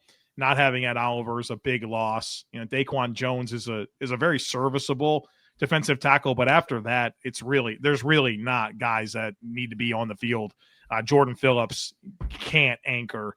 Deion Walker, the Bills' 4th-round pick, has really been a flashy player. There's been a lot of good there, but still a guy that'll play with tall pads and get rooted out.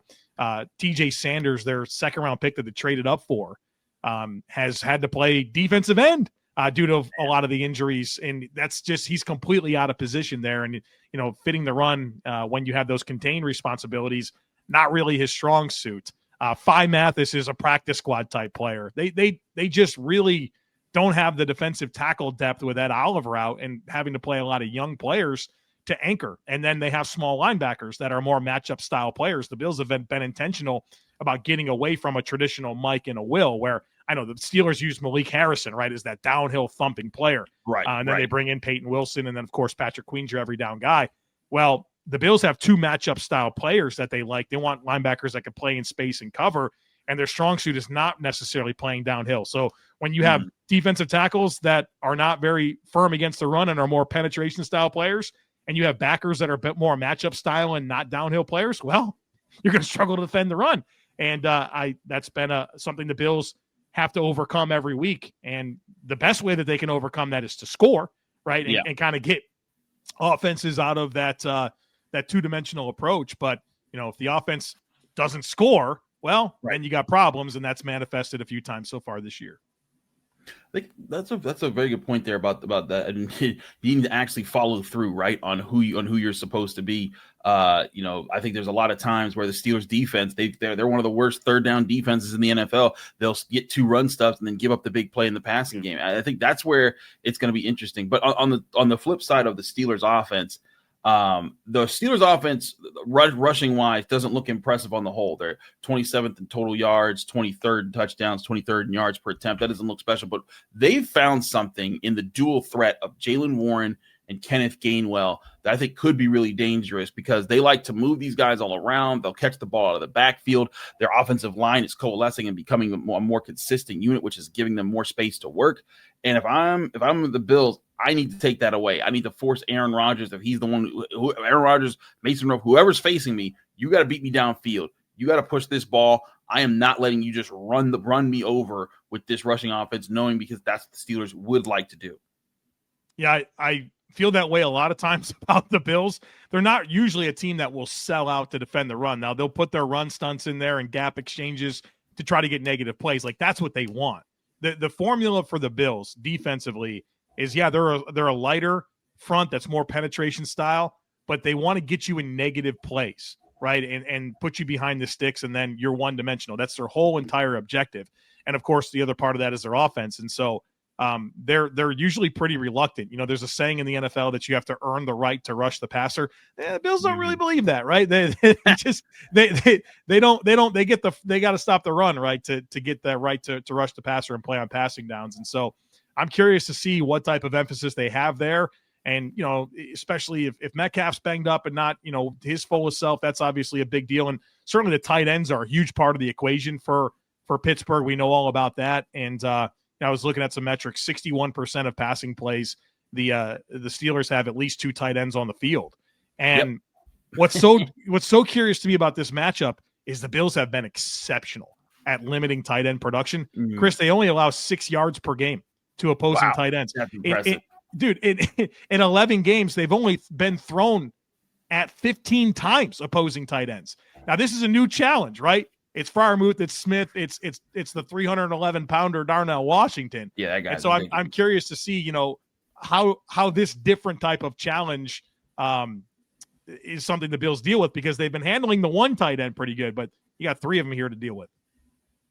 Yeah, I mean, it's something that the Steelers love. 13 personnel. They'll love 12 personnel. They will throw their tight ends out there. Darnell Washington, if he's not catching the pass, look out, because he's coming to crush you. They're, like, look up. So, Joe, I know you watch tape, ball. I don't know if you saw some of those blocks that he had coming down the line against the Bears. I mean, he just destroyed some people as a blocker. But that's what he does. He uses his size. He's aggressive, and he's been very good at leveraging that, and he's getting better as a pass catcher. So I agree with you there. Pat Freiermuth, I feel like, has been underused by the Steelers. He could be better there. But that's where it's going to be really interesting. Can the Steelers strike that balance? Because the Steelers don't want to just be ground and pound. They don't want to just run the ball. They want to run the ball to balance things up. And I think there's been times where they pass to set up the run, or they run up to set up the pass. Those are going to be the questions I have for the Steelers game plan as far as how they want to try to get things started. Well, and for a question I have about the Bills is, how are they going to manufacture some pass rush? Chris, this pass rush is ice cold over the last 3 weeks. And this is post-injury to Ed Oliver, post-injury to Michael Hoyt. And Joey Bosa's playing on one hand. He's got a wrist injury, and he has not been the same in weeks. Over the last 3 games, since all of that happened, they're dead last in the NFL in sack rate. They're 29th in pressure rate. It is gone. And this is a Steelers offense where Aaron Rodgers gets the ball out quick, right? They get yards after catch is a huge part of the equation. They're the number 1 team in terms of percentage of passing yards that are after the catch by 7%. And so how do the Bills get any type of meaningful pass rush? And then can they tackle? The Bills have not been a good tackling defense. And that's something that Pittsburgh is going to stress you with their yards after catch opportunities. And, the Steelers have been really good at forcing missed tackles when they run the football. They're top 5, actually 4th in missed tackles forced per run. And so, the Bills are going to have to tackle. They're going to have to manufacture some pass rush, and those have been things that have been problems for them, really all season, but especially in the last 3 weeks. I think it's going to be really interesting to see these two teams clash. They got strengths that meet other teams' their other teams' weaknesses, and vice versa. It's going to be really fun to see this play out over the next few days, and then eventually on Sunday, 4:25 kickoff time at Acrisure Stadium in Pittsburgh. Joe is over at Locked On Bills. Chris is over at Locked On Steelers, part of the Locked On Podcast Network, your team every day. Next up, the Vikings and the Seahawks. The Vikings quarterback situation right now, it is certainly dire. Meanwhile, the Seahawks playing in the NFC West, they need every win they can get. So, Luke Braun of Locked On Vikings, Corbin Smith of Locked On Seahawks, get you ready for the game. You're listening to the Crossover Thursday edition, Locked On Seahawks, Locked On Vikings. I'm Corbin Smith of Locked On Seahawks. He's Luke Braun of Locked On Vikings. A special thanks to all the 12s and Vikings fans who are tuning in. Thank you, as always, for making both Locked On Seahawks and Locked On Vikings your first listen 5 days a week. We greatly appreciate it. Luke, we're heading into this big game on Sunday. And obviously for the Vikings, you mentioned it earlier, like, hey, we're not even looking at in the hunt pictures. If they manage to win the game, though, in Seattle and get to 5-7, you can at least say they're on the outskirts, potentially, still have a fighting chance to claw back into that last wild card spot. It feels like even then, we don't need to. Maybe that's the most optimistic fan, but this is a bottom 5 team. Game that changes things a little bit for the Minnesota Vikings if they could somehow pull this off, given the injury at quarterback, the issues they've had at quarterback, and offensively in general. When you look at what Minnesota's got to do in this football game, let's start on the defensive side. Going up against Sam Darnold, Jackson Smith-Njigba, Ken Walker, and all the weapons the Seahawks have. What do the Vikings have to do to be able to come in and give Max Brosmer and this offense any chance to be able to hang tight and maybe pull off the upset here at Lumen? Yeah, I think I've said the same answer to this question, I think, on every single one of these crossovers, and I think it has been the deciding factor every time it's a turnover battle. The reason the Vikings are an ugly 4-7, this is a team that could win out and still not make the playoffs. They are dead in the water. They're bottom 5 in a lot of metrics, and I think they're appropriately considered right now a bottom 5 team. I think they're losing more than they're winning going out. And the reason is they cannot protect the football. Carson Wentz, J.J. McCarthy, fumbles, special teams gaffes. They cannot take care of the football. And they've lost the turnover battle, I think, in all but a hand, like 2, I want to say, maybe 3 games. They've lost the turnover battle. And usually it's 3-0, 2-0. So the defense, for all of the reputation that Brian Flores has, you got to understand this is not that same unit that you saw last year that was like creating chaos and picking the ball off and jumping routes and playing aggressive. They are keeping everything in front of them. They're going for fumbles a lot on the tackle. So they'll tackle high, they'll go for the peanut punch. But everybody sees that on tape. So everybody practice. You can tell they all emphasize it throughout the week. Hey, high and tight, don't get that ball punched out. And then suddenly you're tackling high against a guy with really good ball security that turns his legs, and you just get bowled over. Watch Emmanuel Wilson's highlights from the Packers game last week. That dude had to have had 85% of his yards after contact, just churning his legs and moving through guys. So if the Vikings, and they're not going to stop. Brian Flores has already said we're okay with letting up a couple extra yards. We think it's worth it for the turnovers, but they haven't gotten a turnover since, I want to say, the Lions game, which was 4 weeks ago now. They haven't generated one. They've just missed a bunch of tackles over it. So they have to generate those turnovers, get a fumble, or force Sam Darnold into a mistake with interior pressure like I was talking about earlier in the show. And then they have to protect the ball on the other side, but they haven't been able to do that either. They're throwing bad interceptions. They're, the special teams is going to be good for one absolutely head-scratching gaffe a game. Something will happen on this special teams that's going to be like when Caleb Johnson, let the football go over and you guys got a touchdown week 2. You're getting one of those again. Something like that is going to happen. So if they can buck the trend of the whole season and not do all of those things that they've done every single week, yeah, okay, then maybe they can get the win that sparks the run that turns the season around or whatever. But I have no reason to trust that. The best chance that I think that they have is to incur a Sam Darnold meltdown game by getting a bunch of interior pressure and he throws 4 picks again like he did against the Rams. That has to be the path. That has to be what they go for. Well, look, if there's a team that you can get right with in that regard, as great as Seattle's offense has been putting points on the board, this has been one of the most turnover-centric offenses in the NFL, too. It hasn't just been that Rams game. Last week was the first game in 5 starts that Sam Darnold did not have at least one turnover. They've had issues with skill players fumbling the football, and they actually haven't created very many turnovers on the defensive side of the football. So it feels like kind of a something got to give type situation. But look, anytime you're playing an undrafted rookie quarterback making his first start, like, you have to put the ball in that kid's court. You say, all right, Minnesota, we're not going to let you run the football. We're going to stack the box. We are going to maybe still bracket Justin Jefferson just because we're not going to let the one-man dominator destroy us back there, but we're going to do that. We're going to make it. You have to put the ball in your rookie quarterback's hands, and we're going to see if he can beat us. And if he does, if he manages to make several completions, then kudos to him. Kudos to Kevin O'Connell. But to me, more times than not in that situation, especially against a defense as talented as Seattle that has the guys up front the Seahawks have, like, you can't tell me Leonard Williams and Byron Murphy II and Uchenna Nwosu, those guys are not just frothing at the mouth right now for the chance to be able to get after an undrafted rookie QB that's never started a game. And even some of the guys in the second level, the chance to occasionally mix in the blitzes. So this is that classic, okay, we don't think that you can beat us, QB. You got to prove it that you can do it. We are going to take the running backs out of the picture here. We're going to take your run game out on early downs. We're going to get you in 2nd and 3rd and long. And then we're hoping we can just punish you with our pass rush. And to me, if Seattle is able to do that, this game has a chance to really snowball because the Seahawks had 4 turnovers against the Texans defense, which I think the Texans might have the best defense in the NFL this year. They still put up 27 points in that game. That's the crazy thing about this offense. Like, they'll turn the ball over several times. We're still going to score 4 touchdowns. Like, they've just been so weird this year in that regard.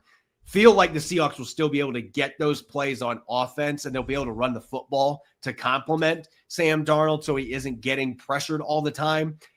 To me, it's all about what the defense does to Max Brosmer. If the Vikings are going to have a chance to win this game, it's going to be because that curse that they've had for years where backup QBs come in and play the game of their lives comes to play.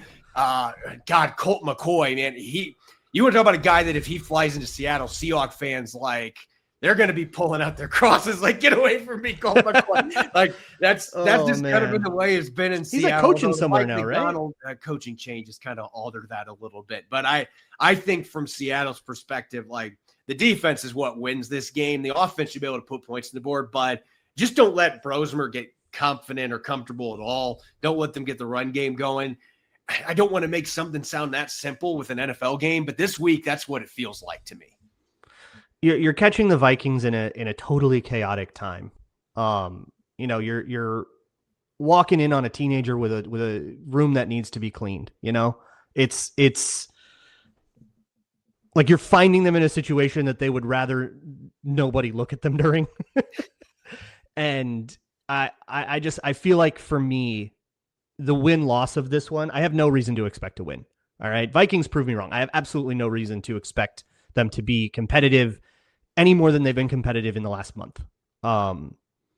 And so for me, the goal has kind of shifted to just, can you figure out anything? Can you find something that's worth building on so that you're not headed into the season going, well, everything is bad, and trying to find reasons not to blow it all up and fire everybody. That's what we're looking for right now is some kind of foothold to hang on to. And if that means that you only lose 23-34 instead of 7-34, like that might be the kind of moral victory that we are looking for right now. It is bad, man. Like look, you get blown out by a division rival. Everybody knows how much that hurts. But considering how much the Vikings really swung at this season and how poorly it has gone, again, like I said before, you got to walk before you can run. So if we're going to get 9 sacks because we have an undrafted rookie in there and he holds the ball too long, whatever. That's fine. That is perfectly on expectation. But what we can't see is kind of what we saw last time, which is quitting the team. And we've seen quitting the team a lot. So if it is a blowout, if it is a snowball game, and in the fourth quarter, if the Vikings are still fighting and just trying to get some pride, it would mean a lot to me. But what we've seen in the past is what we saw in that Lambeau game. There was one special teams gaffe. It was 10-6, right? Anybody's game. One muffed punt turns into touchdown Packers. It's 17-6. And they went 3 and out, interception. And that was the end of the game. The offense totally fell apart after one punch in the mouth, and they couldn't get up off the mat. That's the embarrassing part. Please just don't embarrass me. That's all I ask of the Vikings. Just don't embarrass me. Hey, Seattle's going to be looking to do what they've done a couple times already at home this year. Last time they played at home against the Cardinals, they were up 28-0 before everybody was in their seats. Like, they're going to be looking to find a way. Can we get one of those fire hydrant starts, so to speak? Let's just get things rolling and end the game early. And Minnesota's going to be looking to do what any underdog does. Can we hang around and then keep fighting and, keep our offense that's maligned? Can we keep them, within striking distance with the way that our defense is playing? Nonetheless, the storyline is still going to be Sam Darnold against his former team. Always. And that's what everybody's going to be watching this weekend. We'll see if the Vikings make this a competitive fight, or if the Seahawks come in and say, we're going to impose our will and we're going to win the game the way that people are projecting that we're going to. It's the NFL. You never know what to expect any given Sunday. Corbin's over at Locked On Seahawks. Luke's over at Locked On Vikings, part of the Locked On Podcast Network. Your team every day. Rounding out the 4 p.m. slate of games, the Raiders and the Chargers, an AFC West matchup. The Raiders, they've fired coordinators. They're looking towards the future at this point in the season. Meanwhile, the Chargers, they're looking to keep pace in that AFC West that saw the Chiefs lose on Thanksgiving Day. The Broncos obviously in that hunt as well. So you have Daniel Wade of Locked On Chargers and your boy Q of Locked On Raiders talking about keys to victory for each team. It is rivalry week. It's Locked On Chargers. It's Locked On Raiders. I am Dan Talk Sports. Daniel Wade, your host of Locked On Chargers. And as you know, your boy Q at your boy Q254. Very interesting game with the Chargers having to kind of grit their teeth through it and the Raiders playing for something differently. And honestly, sometimes the most dangerous teams are the teams that have nothing to lose. And I think honestly, Q, I might put the Raiders in that box right now, especially even when you're talking about like the cornerback and kind of them phasing some guys in and out there. It's like those sound like guys who have basically a starting job to potentially win. And those guys are dangerous and are going to be trying to make the one big play that stands out to maybe keep themselves on that 2026 Raiders roster. A hungry team is a dangerous team. And I do want to get into the biggest 3 things that each of these teams has to do to get the victory on Sunday. Where would you start? I mean, I'd start with the protection. Geno Smith's got to be protected. I mean, this guy got sacked 10 times last week, got sacked 4 times against the Cowboys, got sacked 6 times against the Denver Broncos. I mean, that's 20 sacks in 3 games, right? Yeah. That just can't happen. Khalil Mack cannot be on Geno Smith's back. Geno's already rushing the ball. He's already playing a little guarded. He's, a little uncertain of himself when he's in the pocket because he feels like the rush is coming. So they've got to do a better job of protecting him. First and foremost, if the Raiders are going to have any chance, he's got to get, I would say 3 sacks or less. I would like to see it be around 2, but if they go over, if the Chargers get more than 3 sacks on Geno Smith, I think it's going to be a long day at the office. That'll be the first thing. Yeah, I totally agree with that. And the Chargers, to their credit, I mean, one thing they've been pretty good against this season is more immobile quarterbacks, whether it's Geno, whether it's Tua, whether it was Cam Ward, guys that aren't really notorious scramblers.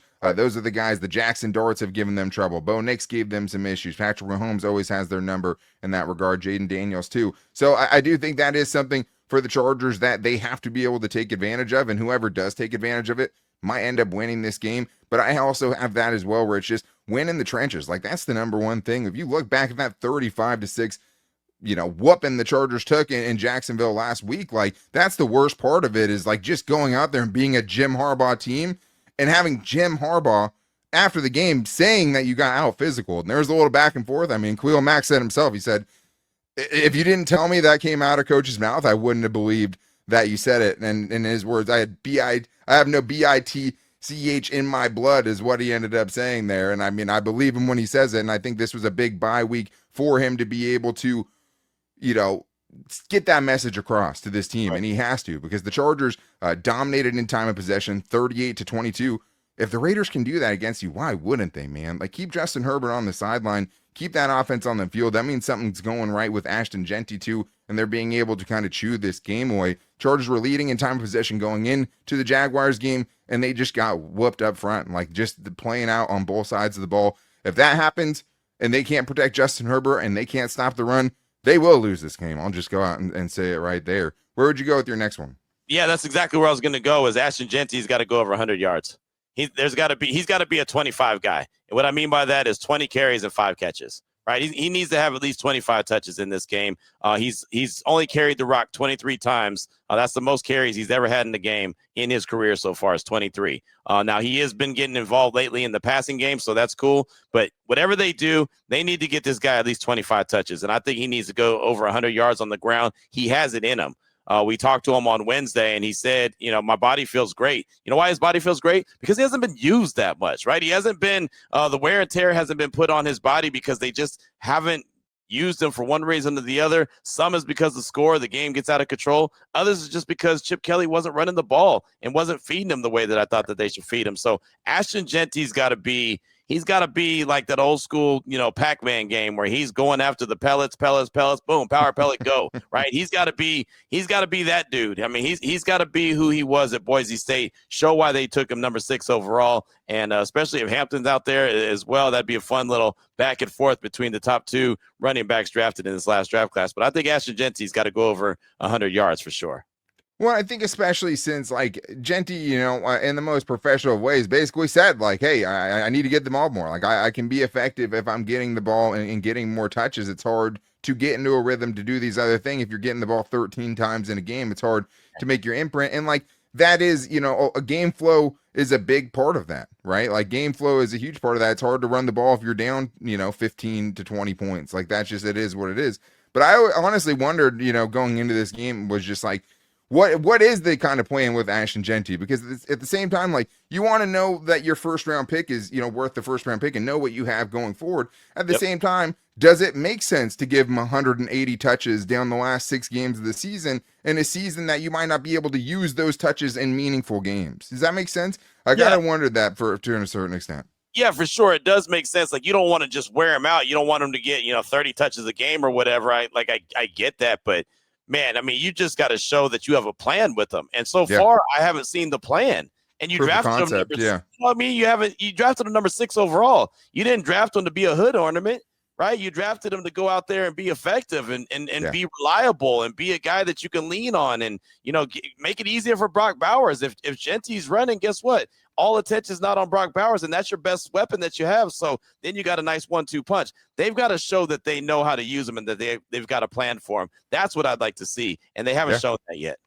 Yeah, I totally understand what you're saying there, because it's just like you kind of need the proof of concept. And like that is what these last 6 games are going to be about for the Raiders is, hey, what parts of this can we take with us going into next season? Obviously, there's going to be a lot of change. But hey, if we can show with Brock Bowers and Ashton Jeanty, we can get a 1-2 punch that even in an imperfect offense is able to give you some special moments week in and week out. That feels like hope. That feels like something that at least, the next offensive coordinator, whoever that is in 2026, can build on and make it, honestly, an attractive situation, right? Like maybe that's part of it too, is wanting to be an attractive situation for a prospective offensive coordinator. So I think that's super interesting. And I think for the Chargers, it's winning the battle on 3rd down. And you can't do that unless you're stopping Ashton Jeanty on 1st and 2nd down, right? And not letting him run the ball at you. The last game, the Chargers converted only 25% of their 3rd downs while allowing the Jags to convert 50% defensively. The Raiders, if they're stuck in 3rd and 1, 3rd and 2s all days, can convert 50% of their 3rd downs against you. They're not going to do that on 3rd and 10 plus with that offensive line. They're just not. But that is, you have to win on 3rd down. But the only way you're going to give your rushers those prime opportunities if you can get them in 3rd and long. If you can't, and the Chargers were having a hard time last game getting to 3rd down sometimes, right? Not letting the Jaguars get a 1st down on 2nd down. And that is why the Chargers had 0 sacks. The Chargers had 12 sacks in 3 games going into that one.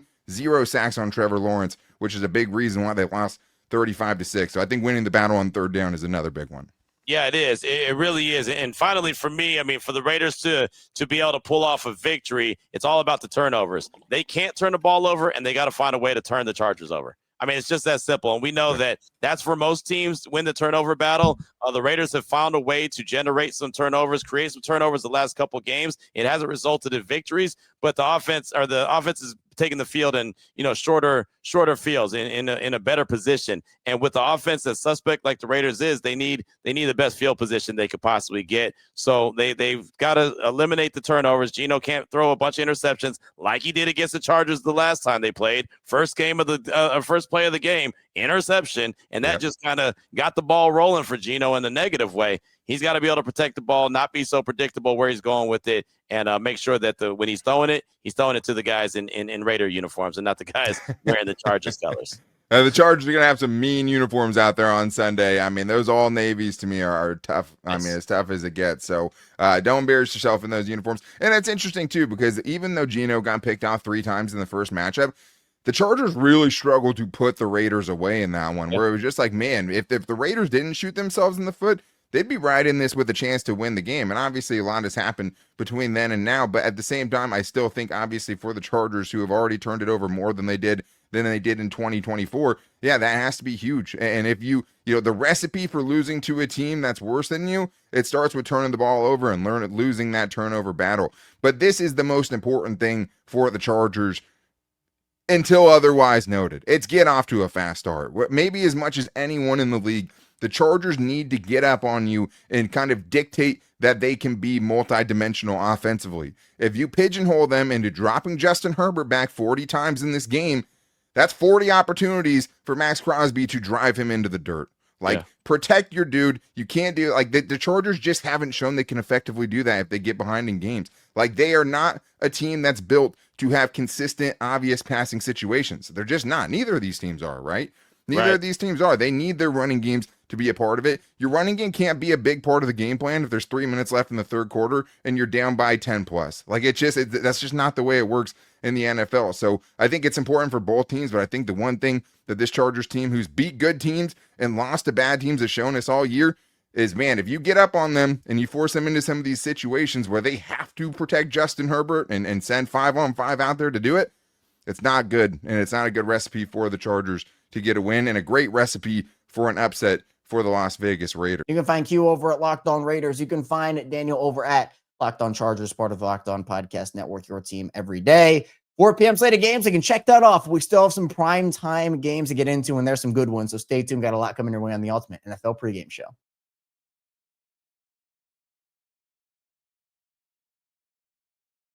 Continuing on the Ultimate NFL pregame show, Kevin Oestreicher here with you. Rounding out the show, we did the 1 p.m. slate of games. We did the 4 p.m. slate of games. Now we're going to round out Week 13 with those primetime matchups. Starting off with the Broncos and the Commanders. The Broncos, they have their way in the AFC West right now. Meanwhile, the Commanders getting some key pieces back, it looks like, but pretty uphill climb for them at this point in the season. So you have Sarah Bedinger of Locked On Broncos, as well as David Harrison and Locked On Commanders, talking about key matchups in the game. Final segment here, Crossover Thursday, Locked On Broncos, Locked On Commanders. 3 keys to this matchup, Sarah, this weekend. What do the Broncos have to do to get the win in Northwest Stadium? Well, we kind of alluded to it earlier, but I think number one is take advantage of your red zone opportunities. The last 3 games, 2 of 9 in the red zone for the Denver Broncos. Got to turn those opportunities into touchdowns. Number 2 key for this Broncos team is obviously do what you do best. Get after the quarterback. Make him make bad decisions with the football. That's what you mentioned it. 49 sacks so far this season. This defense is very aware of that, and they're very aware of the all-time NFL sack record as a team being within their reach. So they are going for that. And there's a number of different players that are obviously part of getting there, and they can all get the job done. They've got 8 or 9 guys that legitimately can beat one-on-one matchups. And so that's what you do best. Go out and keep doing it. And then situationally, right? 3rd downs on both sides of the ball. You want to beat the Commanders on their home field, create extra opportunities for your offense by getting off the field quickly as the Denver defense. And then for the Broncos offense, you've got to extend drives. You got to keep their offense off the field. If you are only getting field goals, at least control time of possession. So those are my big 3 things right there for the Broncos. And, you know, a little bonus here, right? Before the Broncos played the Bills in the playoffs last season, Von Miller posted on Instagram, you know, the meme of the guy who's crying. He's pointing towards, he knows he's got to do what he's got to do, right? Yeah. He knew the Bills were winning that game before it happened. You got to get back at Von, right? You got to get back at Von in this game and kind of put him in his place a little bit. Yeah. I will tell you, Von, Denver still has a very, very warm spot in Von Miller's heart to this day, getting to talk to him a little bit this year. In the locker room.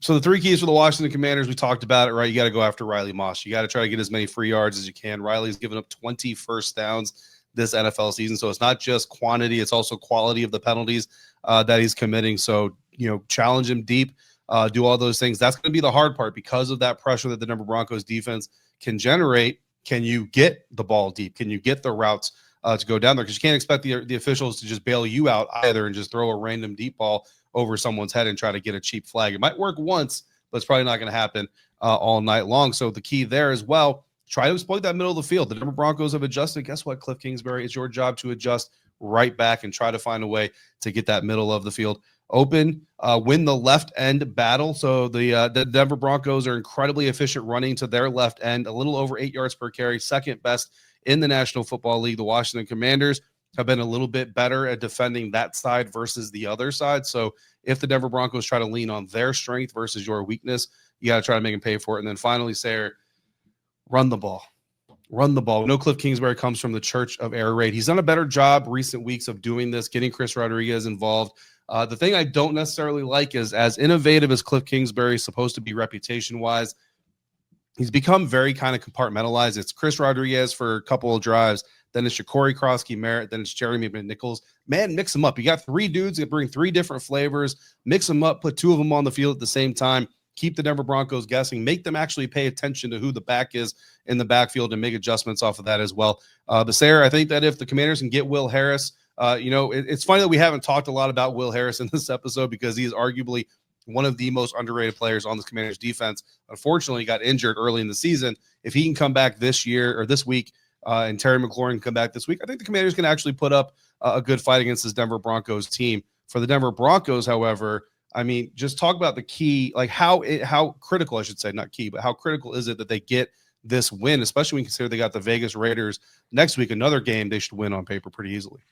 Yeah, we saw the Patriots get to 10 wins, which obviously that puts the Broncos behind them as of right now in terms of that AFC playoff seeding. And that's something that Sean Payton talked about coming out of the bye, his first media availability, he's saying, hey, like we get to play for seeding right now. And that is a rare position for this team to be in, but that's why you bring in the Dre Greenlaws. That's why you bring in the Talanoa Hufangas, all these guys who have actually played in these games, who have gotten to that point, who have reached the Super Bowl, right? To know what it's like to get there and what it takes to get there. So this is how you close out the season. And that health factor for both of these teams, getting guys back. Look, Broncos country isn't going to complain if Jaden Daniels, Terry McLaurin don't play in this game. But at the same time, you want to obviously prove that you can beat the best in order to get to that point, right? You want to prove, if you're Riley Moss, hey, I can go one-on-one with Terry McLaurin. I know he's first game coming back from injury, but you got to prove yourself. And that's what this Broncos team they've got to do right now. They've got to prove themselves. You beat the Chiefs. Great. You beat the Eagles earlier this season. Awesome. Can you win these types of games where you're favored by 6.5 points? Like you mentioned at the show open, you should win this game. Can you win the games that you should win when the pressure is on you to keep up with the Patriots, to keep up with the Colts and all these other teams right now in the AFC? Don't fall behind. Don't do what you did last season. You can find David over at Locked On Commanders. You can find Sarah over at Locked On Broncos, part of the Locked On Podcast Network, your team every day. Rounding out the week, it's Monday night. You got the Giants and the Patriots facing off, a Super Bowl rematch of years ago, where, now these two teams in different places. The Patriots with Drake May look awesome this season. Meanwhile, the Giants figuring some stuff out with Jackson Dart at the helm after moving off of Brian Dable. So Nick Cattles of Locked On Patriots and Patricia Traina of Locked On Giants talk about keys to victory in this one. All right, so as we get ready to wrap up Giants, Patriots, Monday Night Football, crossover edition, gobble, gobble for your turkey day. Patricia Traina with Nick Cattles here. Glad you could join us as always here with the Locked On Podcast Network, your team every day. Let's run through some keys to victory. Patricia, I'll start with you. Yeah, I'm most concerned about the Giants' defensive secondary against the Patriots passing game. That's one of my top concerns. I mean, the Giants, they have injuries back there. I mentioned Paulson and Debo may not play. He had a setback, I think, a couple weeks ago. Hasn't played since. I think he's in danger of missing his 6th or 7th game now. Deonte Banks, I don't know if he's going to play, but even if he does, he hasn't been very good at all, very inconsistent despite the talent. So that basically leaves them with Cordell Flott, who has been decent on that one corner slot there. And on the other side, you're probably going to see a combination of Nick Jones and Corey Black, two guys who are relatively inexperienced. Corey Black is a rookie. Nick Jones, is more of a special teamer. So the cornerbacks against the Patriots receivers, that would be a concern for me. And then, of course, I'm going to keep going back to it. The run defense is a concern for me as well. I mean, they haven't been able to stop the bleeding, and I'm just not sure run fit scheme or whatnot. So they're going to have to do something, whether they, pull stunts or do slide or whatever they have to do, but they've got to figure out a way to do that, because right now they're not able to really capitalize on the strength, which is their pass rush. Yeah, I mean, I would say to Giants fans, and I would say to you, Patricia, if you're going to try to get your run defense right, the team you want to face is the Patriots. They've been pretty bad running the football. They went against the Cincinnati Bengals defense last week. Again, one of the worst defenses in football, one of the worst. And you could argue, and I would make the argument, the worst run defense in football. The Giants and them are kind of battling. But Cincinnati, gave up just a ton in the run game heading into that game last weekend, and the Patriots could do nothing. Ramondre Stevenson had 6 carries for 5 yards. Travion Henderson had 18 carries for 66 yards.